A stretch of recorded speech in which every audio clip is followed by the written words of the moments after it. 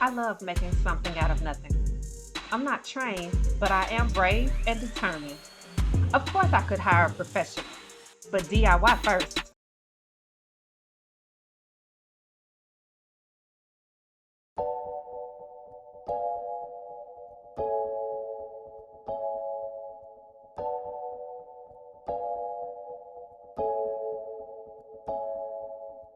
Hey y'all, welcome back to my channel.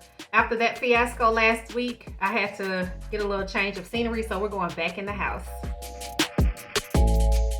If you remember from episode, I think it was episode 2, I demoed the kitchen and tore everything up, and so this time I had to put everything back together. So I had to start with the walls, and I needed to patch a lot of drywall that was torn up in the process of removing the cabinets and all of those things. So that's what I'm doing here.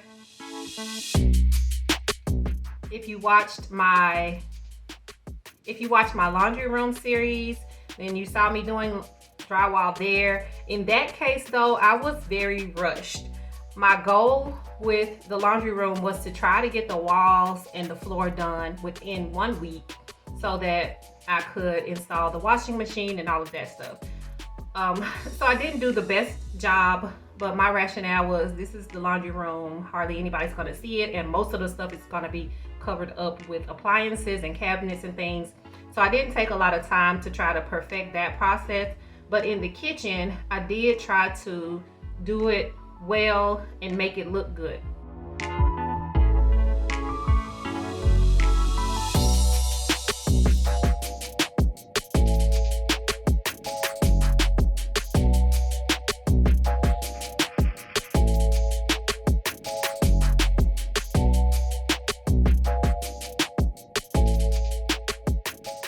So you can say here I used 3 different techniques to try to patch the drywall.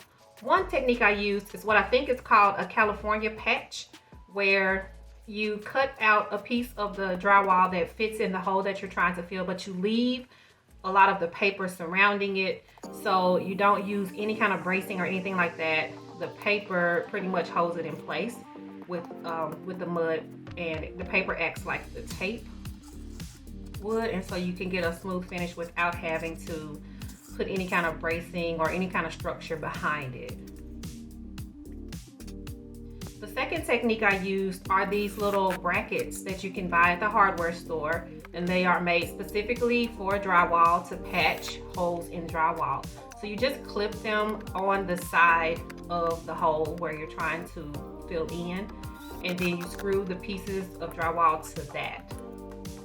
And then the little clips just break off once you fill the hole. You just break the little pieces off, and now you can mud and tape.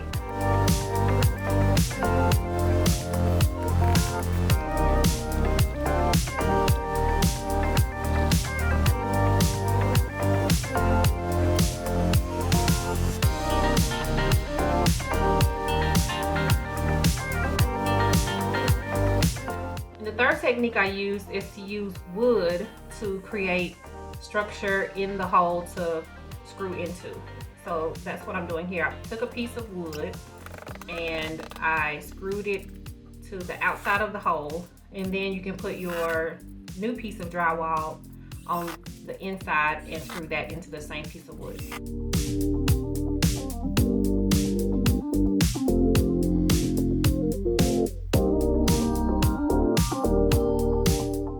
I got these little, I'm not sure what you call them, but they're little steel plates that you can attach to your studs. And the purpose of those is to block whatever's behind there, to protect it so you can't screw into it. So I have some plumbing pipes, some copper pipes that are running through this wood, and I didn't want to accidentally screw into it, so that's where I strategically placed those plates there so I wouldn't screw into the plumbing. That wouldn't be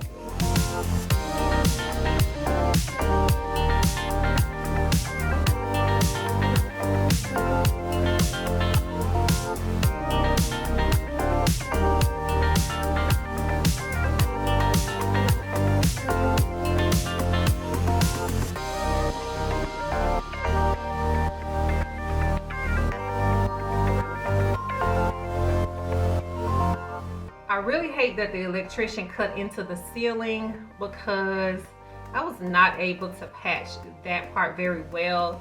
I don't know if the drywall is a different depth than the original drywall, but it's at a different elevation. The new drywall, I guess, is thicker, so it sits down lower than the rest of the ceiling, so that makes it very obvious that there was a patch there. So when I saw that, I was like, I don't know, am I gonna have to replace the whole ceiling? What am I gonna do? And honestly, I still haven't decided what I'm going to do, but I did decide that I wanted to take the drywall and the cabinet doors off of the area above the stove. We are going to get a new vent hood, and I'm not sure.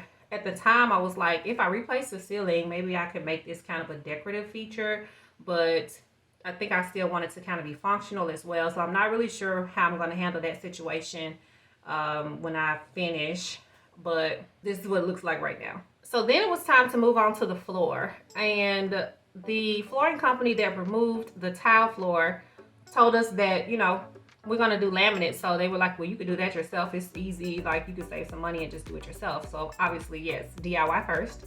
So that's what I decided to do. I was going to run the flooring the long way, and I don't know why I was having trouble. Obviously, it's a learning curve. This is something I haven't done before, and it just was not working. I couldn't get the pieces to stick together and stay together, and I'm pretty sure it was user error. I don't know. First time doing this, so it was just like, I don't know what I'm doing. So then I decided to go the short way across. I had to calculate how much I would need. There is some formula for that I found online, and I was able to do that, plus 10% to account for any I don't know what you call it, where you don't have enough. Or you have to, I guess it's for waste. So just to make sure you have enough, they recommend that you get 10% more than the square footage of the room. And I'm glad I did, because I only ended up with like a partial box left. So it was good that I did the 10% overage. And this, again, this laminate flooring was on sale, which is why we picked the one that we picked. So it was relatively simple once I got the hang of it and figured out what I was doing, especially when I started to go the short way across. It went, you know, it's pretty, you know, rinse and repeat.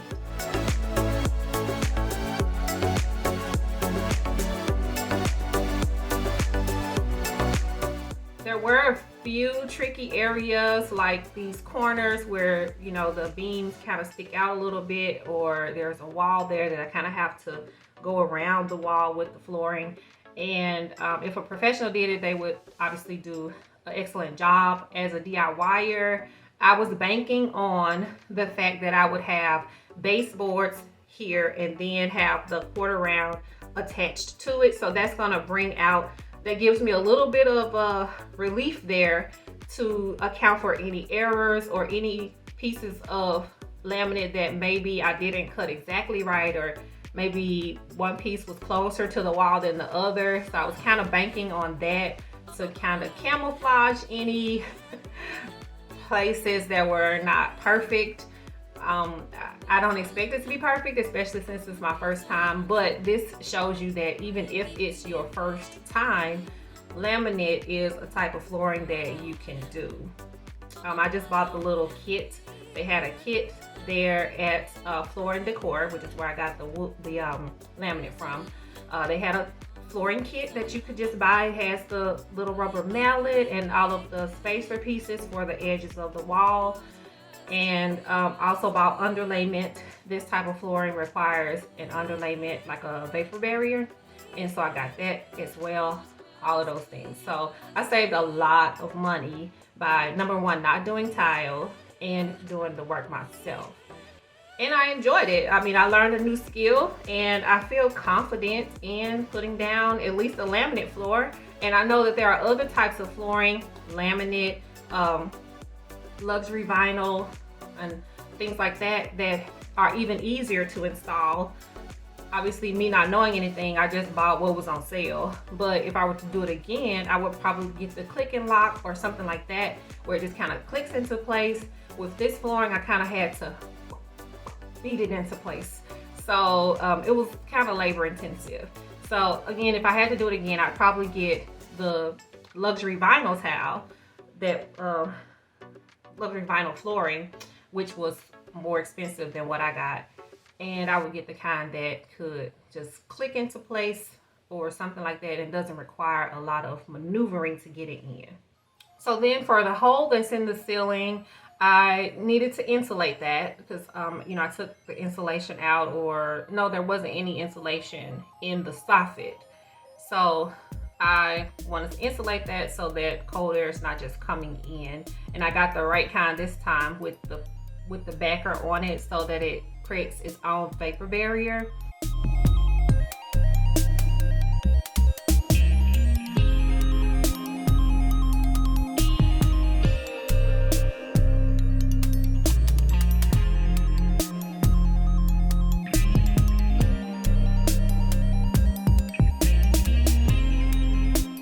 And also I'm reusing what I can. So I needed to process the baseboards and all of that stuff that I took out. So, you know, just to prepare it to be painted and all of that. So that's what I'm doing here. And then I reinstalled the baseboards. With that flooring, I forgot to mention that it also, you need space between the flooring and the wall for expansion, like an expansion gap. And so with this flooring, what the instructions recommended was to get some of those little foam tubey thingies to fill in the gap, and then you use this silicone caulk on top of that to seal it, and that waterproofs it as well. So you put the vapor barrier down, then you fill in whatever the gap is with the sponge foam thingies. Then you put the silicone, and the silicone needs to fill in the whole area between the flooring and the wall, and that creates a water seal. So then it's waterproof once you do that. So that's also another reason why I picked this particular flooring, because it will be good in the kitchen where water is.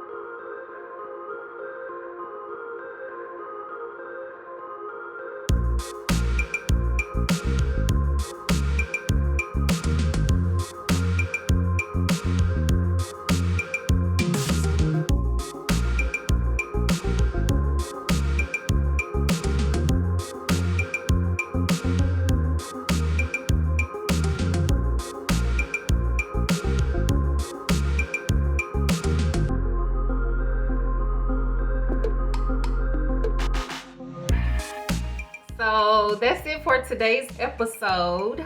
The next episode, we are going back to the cabinets, and this time I decided to pivot and focus on the lower cabinets because I really needed my kitchen to start to function. This had been a while since I first demoed everything, and we were still kind of living out of our family room in terms of our kitchen. We were using crock pots and the microwave and eating out a lot. And we didn't have a kitchen sink, so I was having to wash dishes in the bathroom and all the things. So I was really like, I need to get this kitchen functional. So the next episode, it went much better, I'll say that. So if you haven't subscribed, go ahead and subscribe to the channel so you don't miss anything. And follow me on my journey as I learn and grow and do all the things, because why not? All right, I'll see y'all next time.